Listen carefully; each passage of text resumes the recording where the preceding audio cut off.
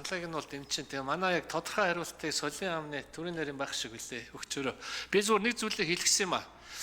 Түрүү нөгөө энх хоёр шадар сайдын хэлсэн зүйл бол бодиттой юм аа.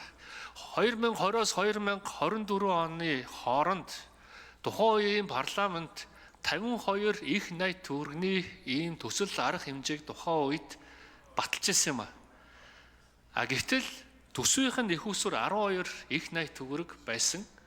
Ингээд боломжит их усрээс 4 дахин их усрыг баталсан.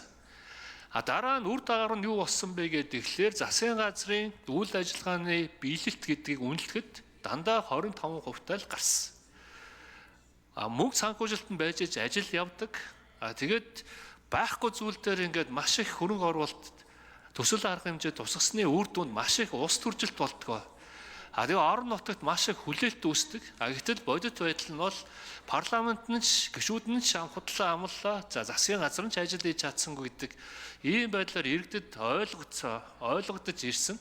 Энийг засахын тулд тухайн үеийн парламент судалтай намууд яриад өнөөдөр байгаа бас энэ 5 намын бас удирдлагууд бас энийг өөрчилъё гэд. Тэгээд төлөвлөлтөн дээр анхаарья, хязгаарлалтаа хийдэг бай, бодиттой төсөөлдөг бай, чадахгүй зүйлээ иргэдтэй хилдэг байя гэд ингээд тохирж үндсэн хуулийн нэмэлт өөрчлөлтийг хийсэн.